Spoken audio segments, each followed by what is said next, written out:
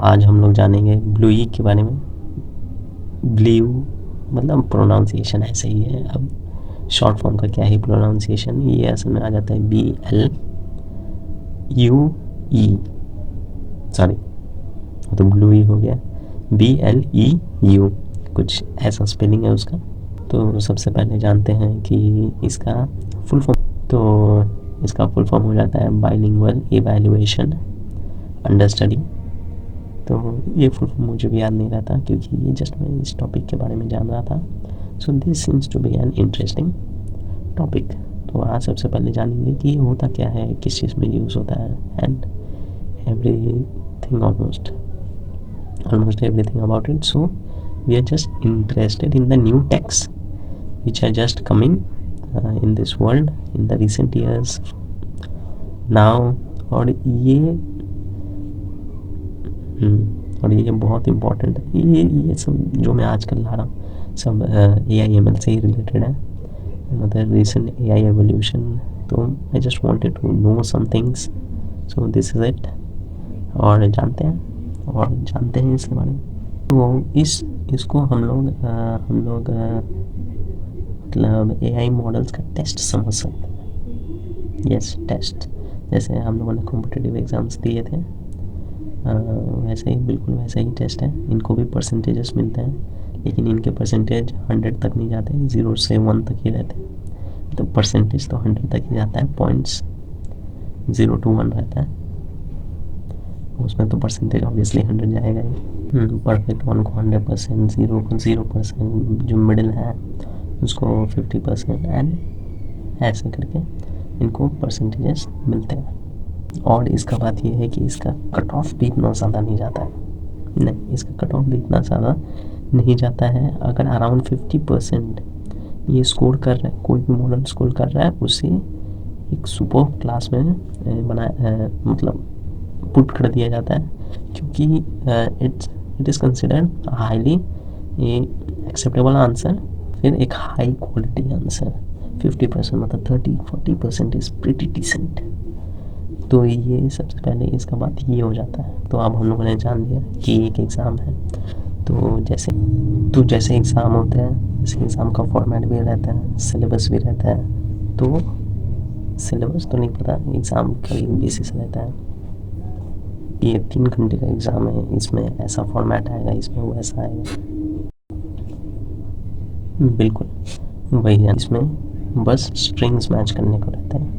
अब कंप्यूटर वाले सेक्शन में आए हो, सॉफ्टवेयर वाले टेक वाले सेक्शन में आए हो, तो ऑब्वियसली वुड नो स्ट्रिंग, क्योंकि हम लोग धागे की बात नहीं कर रहे हैं, ना ही स्ट्रिंग थ्योरी के बारे में बात कर रहे हैं। We are talking about the string data type. और इसमें क्या होता है कि एक सेंटेंस दे दिया गया है, और फिर उसको वापस से उसको ऐसा रहता है कि उसको फिर से याद करना पड़ता है। तो सोचो इसको कोई टेक्स्ट दिया गया, ठीक है, फिर उसको इसका मीनिंग निकालना है। तो अब सब लोग को लगेगा कि ये तो सिर्फ कॉपी पेस्ट ही कर सकता है। मेन चीज़ वो नहीं, मेन चीज़ ये कि हाँ, ये बहुत बड़ा प्रॉब्लम है, ये एक लिमिटेशन है जो ब्लूई का है। तो इसका ये ब्लू जो भी बोलना है, इसका ये लिमिटेशन ज़रूर है, लेकिन ये सिर्फ एक लैंग्वेज के लिए तो नहीं हो रहा है ना, this is happening for multiple languages.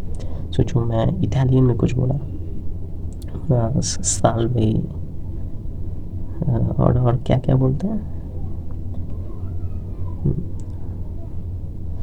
जैसे होता है कि आयुर्वेदिक चिन्ह होगा, मतलब ये होता है थैंक यू सर।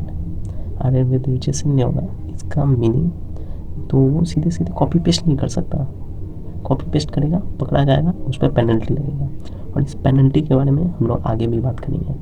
तो जैसे एक ह्यूमन ने लिखा है, मतलब थैंक यू सर, अगर ओवरलैप नहीं हुआ मशीन के बीच में और इसके बीच में, कोई ओवरलैप नहीं हो रहा है, मतलब इसको कम स्कोर मिलेगा, 0 नहीं मिलेगा, लेकिन कम स्कोर मिलेगा, 0 भी मिल सकता है, इट हैपन्स। जब पेनल्टी लगता है तो हो सकता है, इतना मेरे पास इतना पता नहीं है, लेकिन the range is between 0 to 1।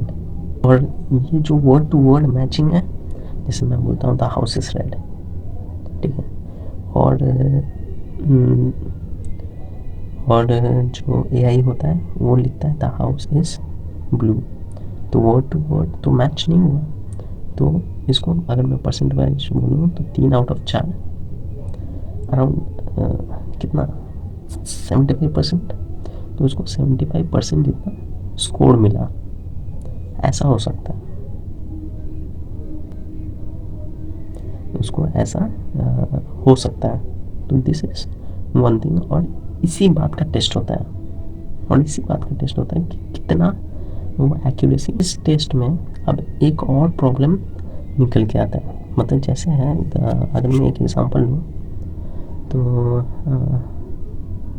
जैसे कि the file is on the table, ठीक है, ये एक एग्जांपल है। और मशीन ने भी, ये मशीन अब क्या है, स्मार्ट है, कुछ भी लिख सकता है। तो उसने द करके लिख दिया 3-4 बार, ठीक है। The file is on the table की जगह द। तो द हम लोग के वर्ड में कितना था, 2। इसके वर्ड में कितना था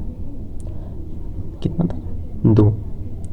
तो अगर परसेंटेज वाइज देखें तो the file is on the table 2/5 × 100 कितना आ जाता है, ऑलमोस्ट 40%, राइट। और ये 40% गेस कर पाया, मतलब ये बहुत अच्छा मॉडल है। तो यहाँ पे इसका एक डिफ़ॉल्ट आ जाता है। तो इसी को ओवरकम करने के लिए एक सोल्यूशन निकाला गया है जिसका नाम हम लोग क्लिपिंग कर देते हैं। मतलब कि अगर जो मेरा सोर्स वर्ड है, मतलब सोर्स सेंटेंस है, the file is on the table, इसमें 2 फाइल है, मतलब 2 मतलब इसमें 2 द है। तो मशीन इससे ज़्यादा द यूज़ नहीं कर सकता। तो एक तो ये आ गया कि मशीन ऐसे चीट कर सकता है, या फिर मशीन ये कर सकता है कि वो ज़्यादा गेस करे ही ना, right. The file is on the table की जगह द फाइल से गेस कर लें, क्योंकि जितना वो बढ़ाएगा तो उतना प्रोबेबिलिटी होगा उसका गलत होने का, राइट। जितना वो बढ़ाएगा उसका प्रोबेबिलिटी बढ़ जाएगा गलत होने का, तो उसमें भी रोक सकता है। तो इसको भी करने के लिए एक पेनल्टी लगाया जाता है, जो पहले भी लगाया जाता है। और ये पेनल्टी लगता है बाय सम मैथमेटिकल कैलकुलेशंस करके, जिसका इक्वेशन मैं यहाँ दे दूँगा, यू कैन सी। मतलब इट्स नॉट फॉर यूज़, वो साइंटिस्ट सब फिगर आउट करते हैं। तो उसको देख के ये पेनल्टी लगता है। और इसलिए भी लगता है, मतलब अगर ऐसा हो रहा है तो फिर क्या होगा कि परसेंटेज शूट हो जा रहा है, तो ये पेनल्टी कंट्रोल करके भी रखता है कि परसेंटेज ज़्यादा शूट ना हो। तो यही बस छोटा सा ये एक टेस्टिंग चीज़ है, लेकिन मेन चीज़ है कि इसके लिमिटेशंस बहुत ज़्यादा है। इसको चीट किया जा सकता है, ये यूज़ किया जाता है क्योंकि कंसिस्टेंट है ये बहुत ज़्यादा टेस्टिंग के हिसाब से, तो इसको यूज़ किया जाता है अभी भी। एक्सप्लोर करो इस चीज़ को, देखो, समझो क्या क्या और हो सकता है।